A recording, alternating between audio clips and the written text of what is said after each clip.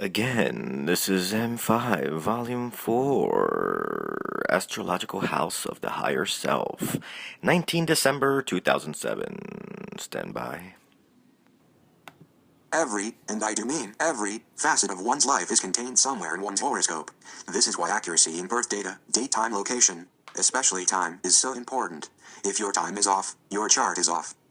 In this segment, I will share some M5 astrology with those for whom M5 is written that has not been touched on before. You won't find the M5 related information anywhere else. This comes from a rote given by my higher self last night. A horoscope is divided into 12 houses with each house describing a different area of your life. Each house also has a house of secrets. This is the one that is directly behind the house in question. Examples. Middle dot. Your fourth house includes home and opposite gender parent matters. The house of secrets for this house is the third, the one directly behind it. Secrets you keep about fourth house inclusions are hidden by you here.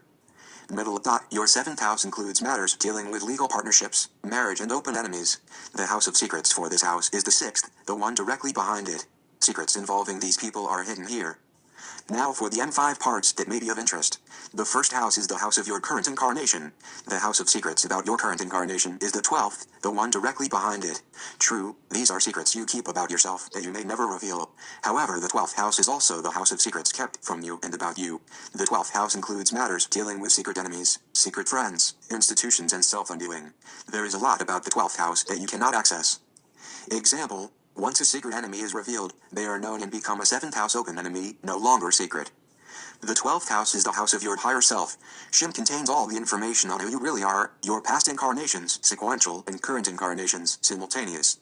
The sign on the 12th cusp gives you some information on the matters of this house.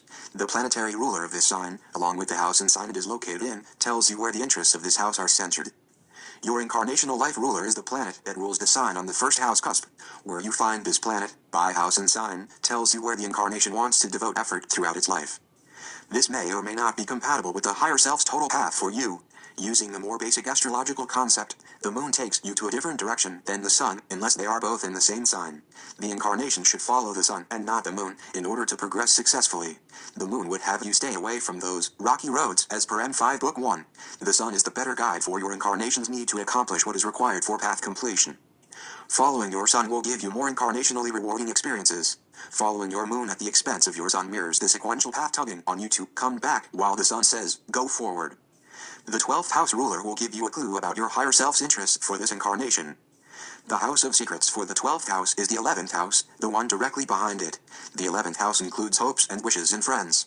The 11th house is the house of your incarnational path. Friends you make during this incarnation are almost always due to other incarnational or pre-incarnational path experiences. You can enjoy doing things with these people in different circumstances. Part of your higher self's path for you includes these interactions. They will assist you in path goals set for this incarnation. The ruler of the sign on the 11th house cusp, and the house sign that ruler is located in, will also give you information about your incarnation's significant path areas. I must give you a warning. Knowing that your 12th house is the house of your higher self will not give you entry to what your higher self must keep hidden from the incarnation. Game rules. The 12th and 11th houses will give you incarnational path clues for your current incarnation only. I understand that to a non-astrologer, most of what I have written here is very difficult to understand. Just like with the rest of M5's segments, if the incarnation reading this cannot grasp it, you are still forwarding the information to your higher self for the benefit of other incarnations that do understand and need it.